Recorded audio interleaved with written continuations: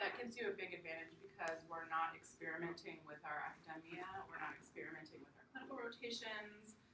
We've been long established so that we really know what works, and that gives you an advantage so you're not kind of flailing around, which sometimes happens with newer programs. And we offer only health sciences, so the undergraduate comes only in the form of nursing, and then the rest is all graduate and doctoral programs.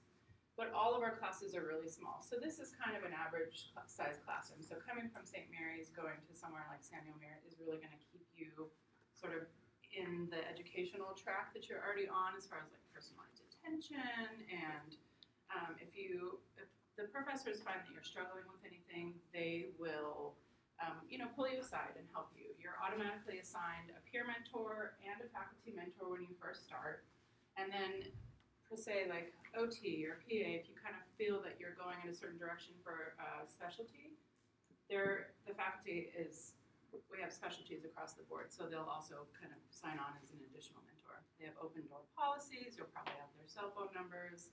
So it's really a lot like St. Mary's in that way. An affiliate of Sutter Health, the only reason why that really matters to you is that gives us a massive liability insurance umbrella. So we are covered at 250 sites in California alone. And we have sites all over the country, so we're not short on clinical sites, which can be an issue. And actually, we just got information that Samuel Merritt is number 2 in the nation in graduate salaries. We are above MIT. So I'm very proud of that. I just learned that yesterday, so I couldn't wait to tell you. So the mission of Samuel Merritt is something that's really important. In any program that you're applying to, any school that you're applying to, you really want to get to know that school's mission. Not just, wink, wink, so that you can really customize your application towards their mission, but so you can get to know if that's really going to be a program that's a fit for you. Don't just go to the school that's the closest. Don't just go to the school that's the cheapest. Don't go to the school that's most expensive for just that reason. Really find the program that's a match, and you never know what it's going to be until you really get to know their mission. So Samuel Merritt educates students to become highly skilled and compassionate healthcare professionals who positively transform the experience of care in diverse communities. All of that to say, we want to make healthcare equal and available for everybody. And so we really understand that the best way to do that is to focus our attention on underserved and underrepresented communities. And so we're looking for students who align with that. So if you've done volunteer work, if you've worked in a woman's shelter, in a homeless shelter, if even if you volunteer at an animal shelter, these are all things that we want to know because this is going to help you be a part of a community. We have free clinics, we do pro bono work, we do medical mission trips. So we're really focused in on that. And so the more that you align with this, the more successful that you will be in applying to our programs. So academic programs, lots and lots of nursing. That's the bulk of our university. And then we've got our accelerated bachelors, we've got OT, PT, PA, and podiatric medicine. So you will have an opportunity to work with some of these other programs within your discipline, particularly in our clinical work, in our community work, in our clinical education, so your clinical rotations. A lot of other programs are now starting to experiment with the IP or the interprofessional education model, and we did that over 10 years ago. And another thing that Samuel Merritt is really attentive to is student feedback. So the students didn't like it. If you have a class of 42 and then you're combined with another, now you have a class of 100 or 80, and that really takes away from the personalized attention. And plus, you've chosen a specific profession. We want to give you the respect of educating you specifically along that path. But in OT, you'll work with PT and podiatric medicine. PA, you'll work with kind of everybody in your clinical rotations. So it is an important piece to get to know how to communicate and function with other professions within healthcare because you will be doing a lot of that. But it's not necessary in the classroom, and so we honor your choice in program. So student satisfaction skill, this is really old. It might even be higher by now, but we're out of 5 across the board. We're in the 4s. So I definitely recommend any school that you're really looking into that you talk to their current students. I can tell you anything. If the students are unhappy, you're not going to be happy. So when you're out in the field, when you're doing your shadowing, when you're doing your volunteer work, ask where people went to school and ask them how they liked it and what would they change and what was really the benefit of that program. And I think you'll get better information than anybody like me can tell you. So, graduate health. Start out with occupational therapy for you. So we are actually now offering both an MOT and an OTD. So originally the AOTA, American Occupational Therapy Association, had mandated that all programs train at the OTD level, the entry-level doctor. And then they said, just kidding. So now both programs can be either master's or OTD, and we've decided to offer both. And OT, I get a lot of questions on what OT is. It's not a job counselor. It's not for occupations. It's for your everyday activities, which we consider occupations. So there are tons of jobs in school systems and hospitals, rehabilitation clinics, home health, psychiatric, SNFs, I mean, you name it, OTs are everywhere. And currently they're using OTs and PTs in the discharge process within the hospital system. And they've seen the readmittance rate of patients coming back with injuries go down by more than half. That means big money for hospitals. That means job security. So it's a really good time to get into OT and PT. So we've offered both. The master's program is 2 years. There's 42 seats total for both the master's and the OTD. The OTD is 3 years. So you would just have everything is the same for the master's, and then for the OTD you go on for 1 more year. And so the OTD is more aimed towards leadership if you want to be a teacher, if you want to change policies and kind of take it to the next level.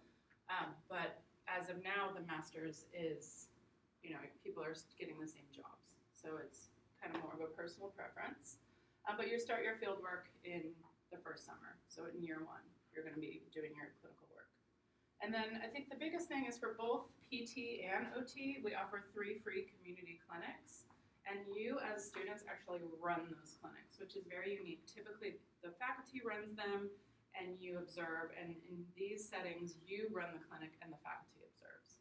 So it's a really, really important and impactful way to serve the community. These are people who otherwise couldn't afford care. And you're doing it right off the bat. So it's a big, you're following these patients for 8 weeks. They wouldn't have care without you. So it's really amazing to see the impact that you can make. Actually, all of the OT faculty still practice in the field. So we have, again, every specialty you can think of. And that's what's so exciting about OT and so many of all of these professions really. You can go in 15 different directions within your career and still not even scratch the surface. So you'll never get bored, that's for sure. And the student to faculty ratio is 1 to 9. So again, lots of personalized attention. And then our pass rates, this is a very old stat, I apologize, but it's been 100% for several years. So the MOT and the OTD prerequisites remain the same. This is something you and I could go over together. So for PT and OT, I can do free counseling appointments for you. So you can either come into Oakland or you can email me your transcripts and I'll go over them and we just kind of see where you're at. So this is in your brochure. We'll kind of skip over this. The only thing that I guess I would point out is the 3D skill or craft. We do get a lot of questions about that. And that would be, basically you're taking raw materials and creating a product. Because in the OTD program, you will be creating a product for either an actual or a hypothetical patient. So one guy did a fisherman's vest for a man who lost function of his arm, so he could still fish with one arm with this adaptation of the fisher vest. So it was pretty cool stuff that is really changing people's lives. Could you also talk about the public speaking requirement? Yeah, so the public speaking requirement is optional, and really we'll take any communications class for that.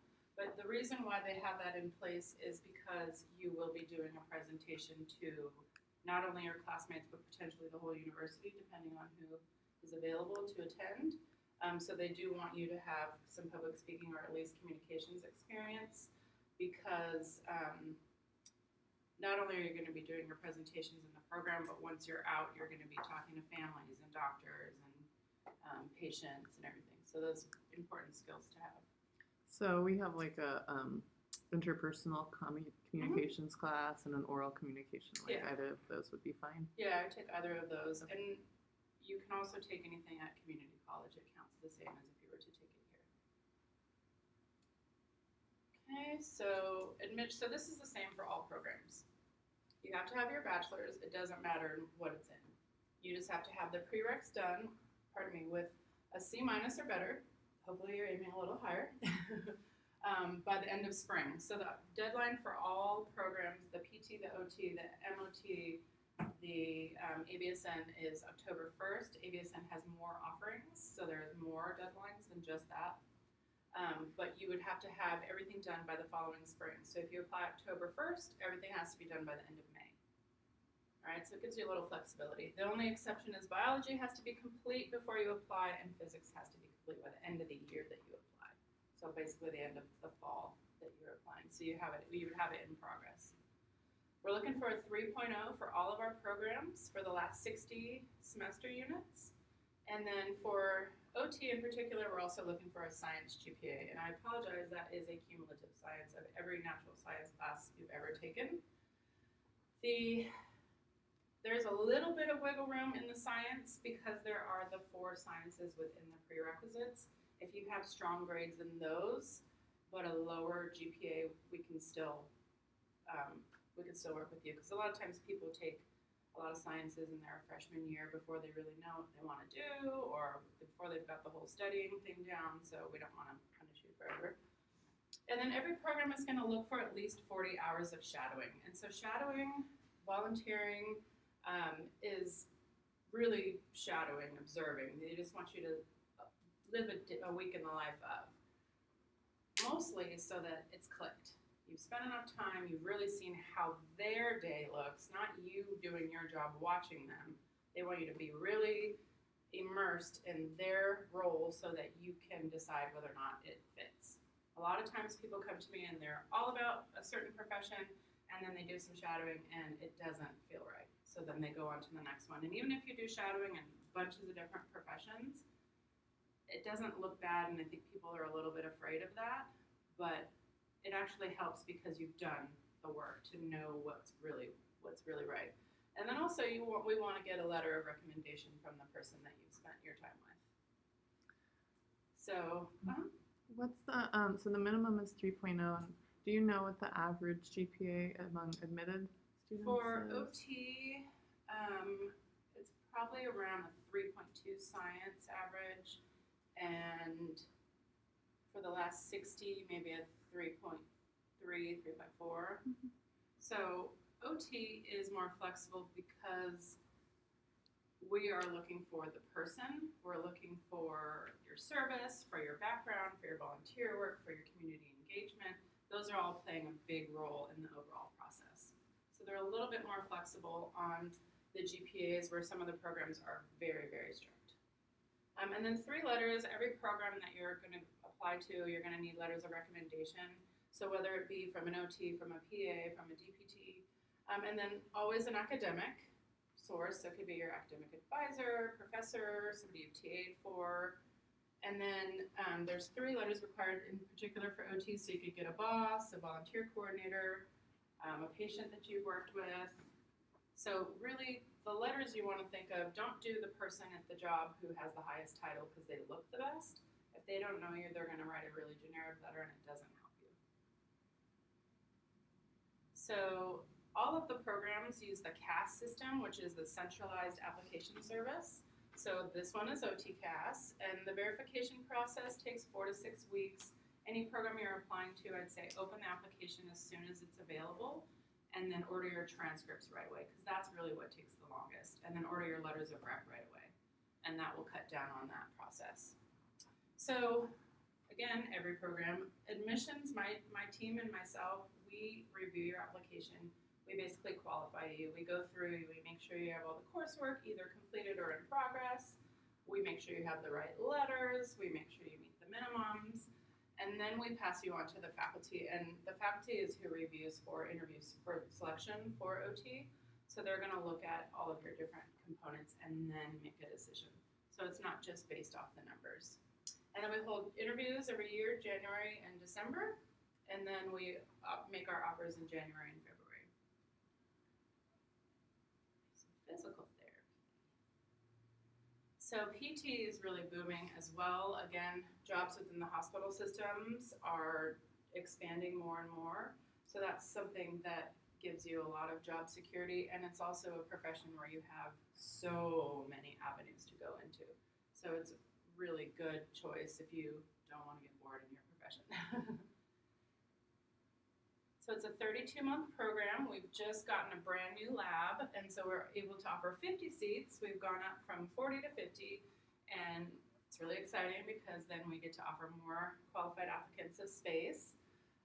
So PT, you're going to build reasoning skills with increasingly complex patient presentations, and that's through simulated learning. So all of the programs you're going to be working in our health science simulation centers, especially with PT. So you start out using mannequins, and you're in one of our health science simulation center rooms, HSSC, in the sim lab, and we can set up the lab to look like any scenario, whether it be an OR, a doctor's office, an emergency room, and you'll start out with these are $1 million mannequins. Like the one for nursing gives birth, the whole birthing process. It's crazy. I was giving a tour to a student who had been accepted to OT and her mom, and I always go into the sim lab, and we went into the sim lab, and they had just done the birthing thing, and so there's blood everywhere, and and the mom's like, oh my gosh, where are you going?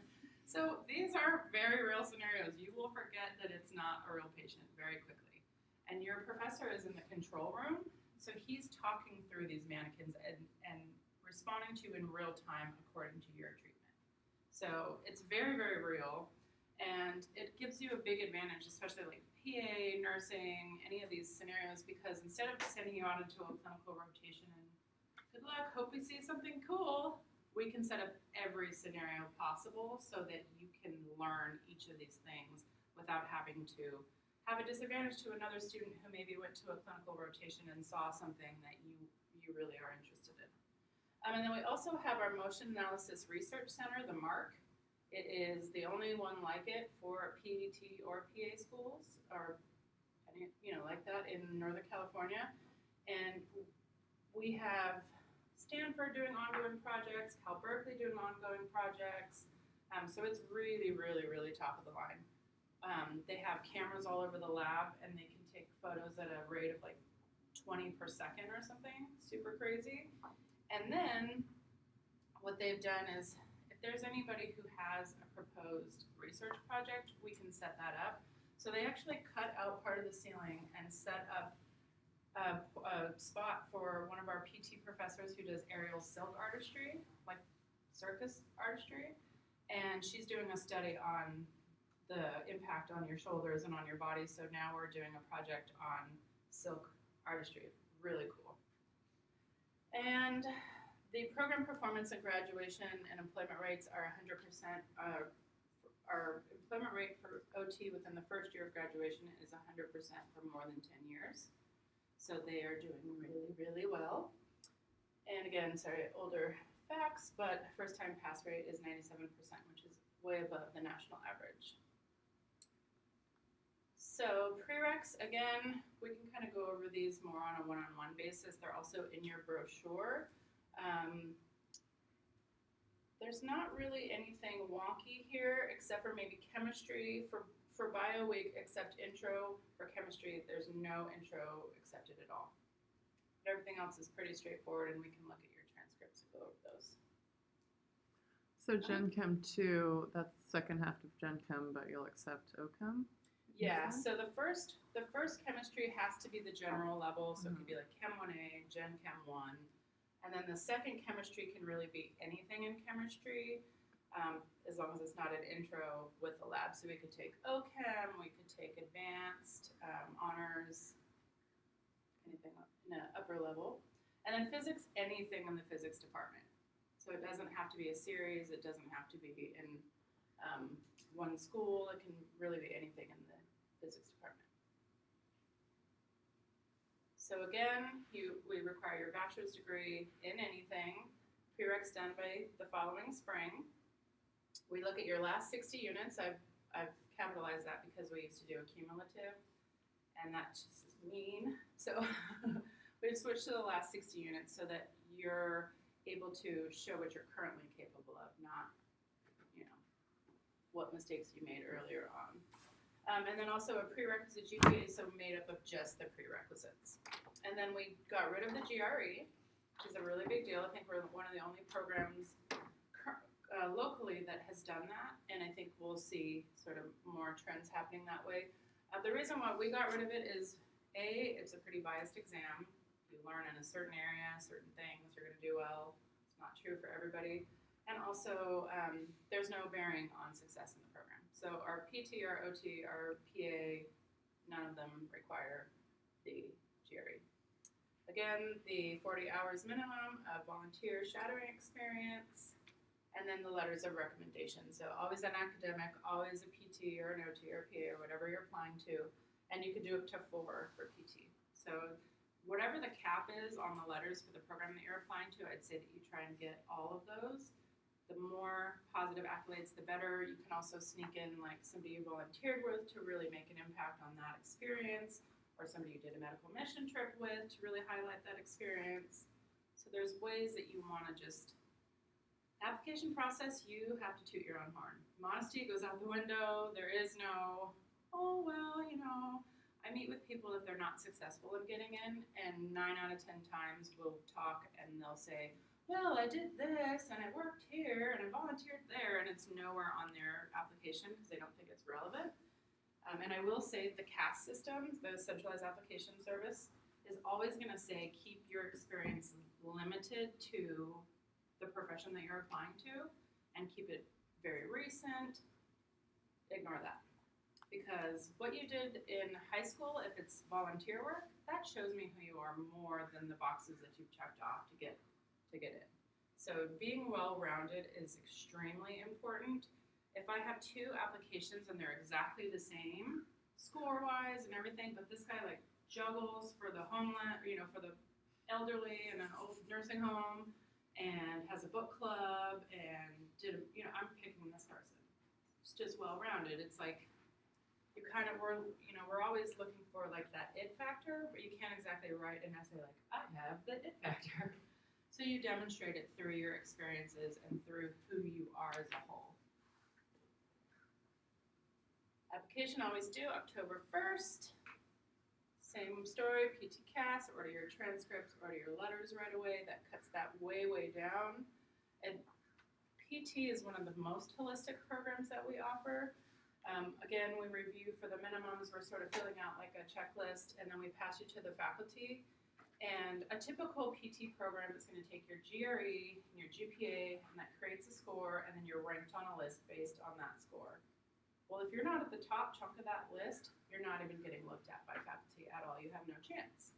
So it's been proven if you have a 3.0 and you meet all these minimums that you can become a successful PT, and we're very confident in our programs that we know we're going to get you there.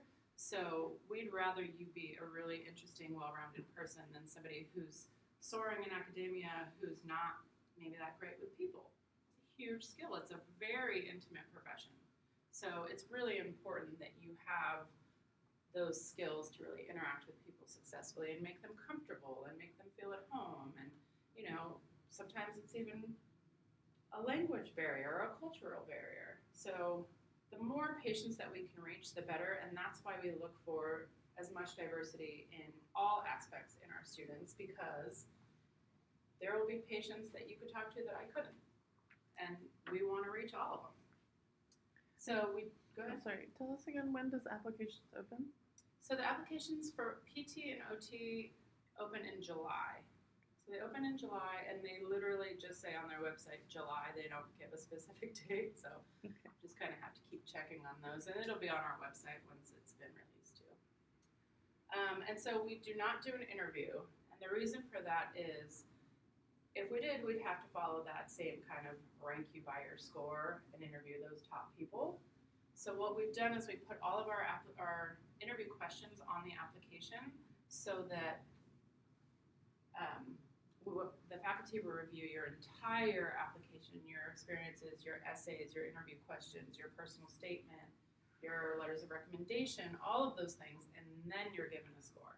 And then we invite the top of those people. So we have people getting in at the 3.0. They're amazing in other aspects, so it's, they don't have a 3.0 and no experience. It's somebody who is really well-rounded. But we all know the 4.0 student should maybe just do research or something by themselves, not work with patients in the community. And so, the 4.0 does not always determine a good physician. Speaking of physician. So, PAs. So PAs are just in demand everywhere. You can work anywhere. It's a really, really, really diverse profession. Physicians' offices, hospitals, other healthcare settings. You could work in school systems. I know every time I've gone to the hospital or the doctor's office, I'm almost always seeing a PA. So they're everywhere, and they're really well respected within the healthcare community. So PAs are capable of examining, diagnosing, and treating patients. So it is a 27-month master's program. There are 44 seats. It is very competitive. It's not all about the GPA, but the GPA does get you in the door. So the first 15 months is going to be all didactic, and then the last 12 months is all clinical. And we have set, I think it's in that brochure as well, kind of the expanse on the settings that you'll have in your rotations in PA. And then we have clinical sites throughout the Bay Area and California. We typically assign you within 1 hour of Oakland, which is our main campus. And if you have a specific setting that you really want to go to somewhere a little bit further, we can work with you on that, but you do have to kind of come back for classes, so we try and keep you nice and close. And because of our massive amount of clinical rotations, we're not just sending you to the closest one because it's the most convenient. We're sending you to the one where you're guaranteed to have patient presentations of, pretty expensive cases. The majority of the PA faculty practice in the field. I think they all do, to be honest with you. Maybe some of the part-time, more mature professors are no longer practicing. And then also opportunity to participate in community health with underserved patients and international rotation experience. So our PA program director is actually in charge of our Panama trip that we do at least once a year. So we go to an area of Panama, like you're flying in, you're busing into the jungle, and then it's another massive walk because this is an area where they have absolutely no healthcare. So we're the only healthcare that they see, and we come back and check up on our patients. And so it's incredibly rewarding, and again, the PA program director will really urge you to get involved in that, but any program can do those trips. And then you have 6-month clinical internships to finish the program. Oh, scratch that. That's for OT. Just kidding. And so these pass rates are always for the national exam that you need to take to get your license. And I think that's been updated. We are also above the national average on that for PA. So the history of the PA profession. This is hugely important for you to know. This is going to make you an entirely different applicant. At least half of our applications that we receive are quite obviously checking off boxes to get into the program, and they don't really understand why the clinical hours, the patient care hours are required before you get in. And demonstrating that you understand that right off the bat is going to take you to a whole different category. So the history of PA is really important to know, and it started with medics in the military. So they were out in the battlefields, saving people's lives with ballpoint pens and a fan. I mean, who knows? But it's really intense medicine. And then they came back from the military and had no recognition within the healthcare system. So the PA program was created specifically for them to give them a fast track 2 years so that they can be paired with a physician as an assistant, but still be performing medicine at that high level, very similar to the MD or to the physician. So knowing that, is very important because I think so many people think PA is just a quick road in and out. You're going to get in, you're going to get out, you're going to be a doctor. And there's really a purpose for the program being short. It's because you're skipping 2 years of med school, you're skipping a 3-year residency. You need to show what you've done to earn to have skipped that. What are you bringing to the table to show us that you are going to be responsible enough and knowledgeable enough to treat patients? So we require 1,000 hours, which seems like a million, but it's only 6 months working full time. So 40 hours a week for 6 months is 1,000 hours. You're not getting it in 1,000 hours. And what I tell people I think is the most impactful is imagine if your grandmother was in the hospital and it was a PA in charge of saving her life. What kind of experience would you want that person to have? Would you be like, cool, 6 months of dermatology, have at it? I'd be like, stay away from my grandma. You know what I mean? You really want that person to be a jack of all trades or have knowledge in a very expansive array of medical cases and knowledge. So the PA prerequisites, again, in your brochure, we can talk more about that one-on-one, but pretty similar to the rest. Human anatomy, human physio, microbiology specifically. Biology elective can really be anything in biology, no intro, anything for PA. So it could be like Bio 1, it could be genetics, what have you. Statistics is always required, can be research methods as well. Anything with stats in the title will work. And then inorganic or general chemistry and specifically organic chemistry. So everything, all the sciences always require labs for PA. So again, must have your bachelor's degree, and everything must be complete for PA before you apply. So everything has to be done, all your prereqs, all your letters, all your hours before you actually apply, and then you may be gaining hours from the time that you apply and the decision comes out. There is a way to put planned hours in there on your application, but they won't count towards the requirement of the 1,000 hours. And so patient care basically the patient care hours only count if you're touching a patient. The only exception is scribing, and we do accept scribing, but if you're doing scribing, I would make sure that you're doing something where you're also hands-on. So there's kind of like a tier of the most desirable experience. So at the top would be like medics and EMTs in a busy area, rural, you're just driving around. So EMTs, medical assistants, anywhere where you're seeing a lot of different patient care scenarios. If you're only in one field, then you really need to diversify, whether it be in volunteering, in multiple positions, doing scribing in addition. Scribing in an emergency room or in an acute setting is really, really helpful because you're really learning the bigger picture of medicine. And then 50 to 70 hours of PA shadowing, and that is, again, it doesn't count if you're working and you're at your job and there's a PA there. It has to be like you're specifically following that PA around. So that's true for all shadowing hours.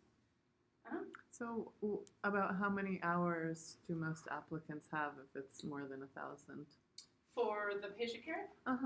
So usually a few thousand, so you want to think about working for a couple of years. Again, you're still skipping 2 years med school, 3 years residency. So think of it as your school, but you're making money and you're in the field and you're learning and you get to direct your medical career prior to PA in any direction that you want.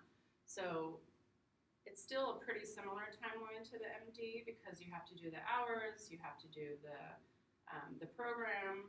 Usually it's pretty competitive. Not many people are getting in on their first try unless they've done like medical mission trips and they've done a lot of the community outreach type stuff that we've discussed. So usually a couple of years at least, which would put you in a few thousand-hour range. And then three letters of reference again, PA, academic, and then you can do a supervisor or somebody you've worked with on those lines. So what we're looking for, this is for all programs, what we're looking for in our letters of recommendation, we're looking for an assessment of your observation skills, communication skills, your motor skills, your good judgment, your intellectual capabilities. So we get a lot of letters like, she's really nice, she's on time, she smiles a lot. That does nothing for us. So those are kind of the basics. We really want to know, basically the question that you could pose to any evaluator giving you a letter would be, how and why would I make a good physician assistant? How and why would I be a good PT? What are the, what skills that you have would contribute to your being excellent in that field? Everybody done with this one? Admission process, again, we do the CAS system, so CAS, PA, CASPA online, order your transcripts and your letters right away. Same thing, admission qualifies your application, and then we pass you on to the faculty. Bless his heart, he makes our job so difficult. The PA director reviews every application. So he's reading the personal statement of all, however many thousand applications that we receive, because he's looking for the diamond in the rough. He's looking for the person. He's less concerned than the rest of the faculty with the GPAs. He really wants to see that person who's got it, that it factor that we talked about. And the it factor, you weren't here, is basically you're demonstrating that by your experiences and what have you done and what are you all about. And so that's what determines that it factor. So we do interviews in December and February. It's a pretty involved process. I think it's on a Saturday and on Friday night. The current PA students invite you to a pizza party. So you guys all hang out and kind of break the ice, get to know each other, they answer questions. And then on Saturday, it starts out as a group interview and they ask questions. They're kind of looking for the person that stands out. So if you are very shy, you would probably want to take one of those communication classes here so that you can improve your skills, because you're, in the hospital system, they're not going to be patient with, excuse me, can we, it's like, order here, right now, let's go. So that will help.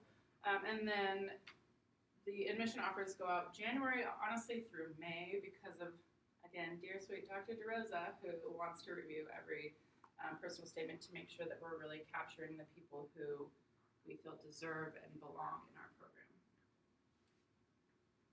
Paying for Samuel Merritt. Nobody wants to do that. We'll skip this part. So financial aid. 99% of our students receive financial aid to cover the cost of tuition, fees, and living expenses. Since most of you are pretty local, it's a pretty easy commute. So living expenses, hopefully you can stay at home. But we have a loan default rate of less than 1% for all of our programs for more than 10 years. So that just means our graduates are getting jobs and they're paying their loans.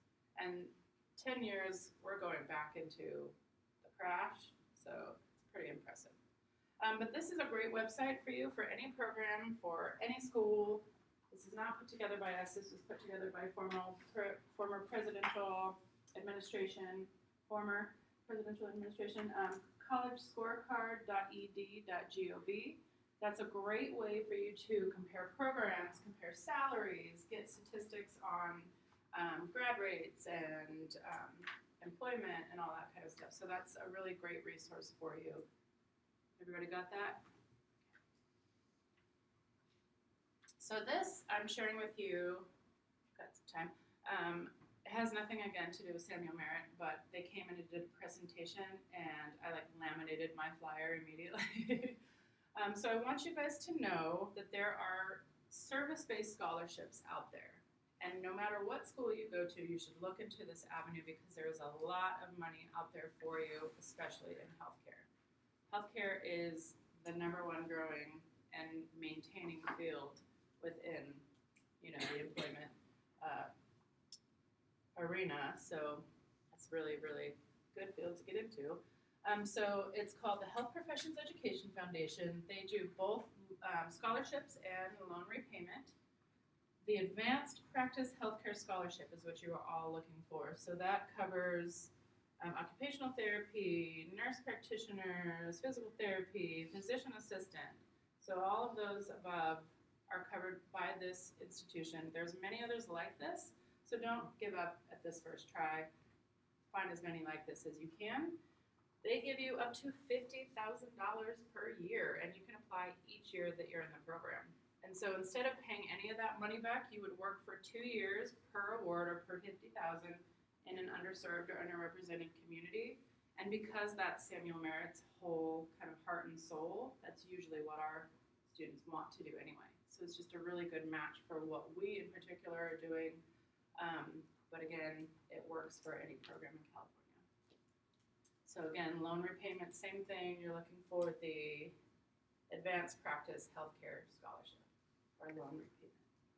Are those placements all over the country, or how does that They work? are, I think, primarily in California. This particular foundation is based in California, but I would definitely go to their website and check out the service maps. And then if you're, maybe a little inclined to start volunteering in those areas, definitely increase your chances for scholarships, just saying. So admission counseling, and I think we are one of the only schools that still does this. This is just a small testament to the personalized attention that you get in our program. You're not even here, and we'll sit down and review with you and spend a lot of time to make sure that you found the right fit and then you're in line for success, and go over your transcripts and make sure that you're not taking additional classes that aren't going to help you, kind of keep you streamlined, figure out your next steps.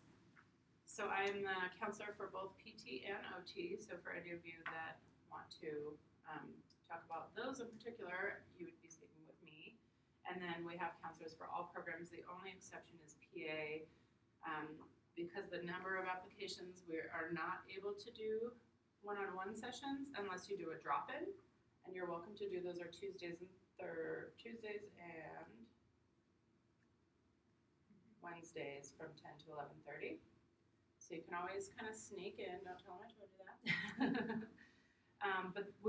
But for PA, we also do webinars and chats and online info sessions and in-person info sessions and diversity recruitment. And there's a lot of ways that you can get attention in PA and get more information. So we can do the appointments either on the phone or in person, either way. If you do it in person, if you give us advance notice, we can also kind of squeeze in a campus tour. So just make sure that you're communicating with whoever you talk to. So admission at samuelmerritt.edu for kind of general questions, financial aid, and then to make an appointment, you would contact this number, and then maybe there's a pin here.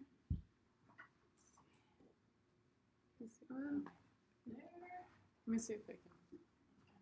So I'll give you guys all my email, and then I'll give you the email for the various programs. So let me just look at this. I think some of the contact information is in these brochures. They're brand new, so maybe not. Okay, no, this is all the generic information. Thank you. One of those ones. So, my email, I forgot to. So my email is klemmer, KLEMMER, @samuelmerritt.edu. And I'll tell you sort of a trick. Maybe I'm betraying my people, I don't know, but any faculty, any person at Samuel Merritt other than a student, it's always their first initial, last name @samuelmerritt.edu. So if you're really needing to speak with somebody specifically, you'll know how to find them. So this, I am for PT and OT. The ABSN is Ann Seed. And she is A Seed at Samuel Merritt.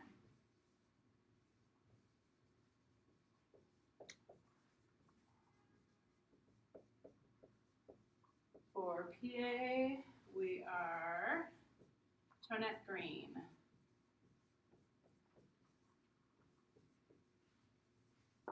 So Tea Green, or as we call her, Green Tea.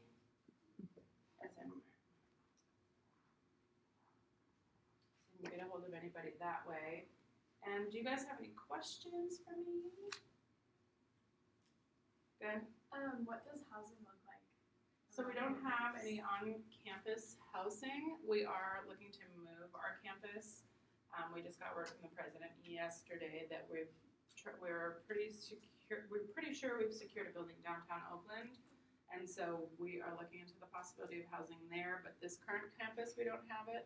So I always encourage people, live at home if you can. I know it's a pain, but. Is this like all this information for all campuses, like Sacramento, Oakland, and? So we have Sacramento, Oakland, San Mateo, and then we're opening our Fresno campus. We're starting with an RN to BSN at Fresno, but we're opening PA in Fresno as well, and then we're going to expand. So when is that? The Fresno one. So the first cohort starts fall of 20. So it will be open by the time of the year. So, would ABSN apply now for that? No, let's see. There's different deadlines for ABSN. Yes. I just didn't know what campuses they were. Yeah, they don't have the Fresno information in here yet. So it would just depend on if you're wanting to start, when you wanted to start in the summer. So it's all the same for those. And would you clarify on there that you're looking to be at? Yeah, so I think you rank like your top priorities. Okay. And then if, let's say you didn't get into Sacramento, but you got into San Mateo, you can always just stay on the wait list for the other campus. So they'll give you an option. If a position comes up in one of them, then they'd ask you if you wanted that or if you wanted to wait. What's the other question? No? Okay. A little bit more about ABSN is it's a 12-month program. It goes straight through. You have your bachelor's in anything, you have the prereqs done, and then you start out with your clinicals and your didactics pretty much right away.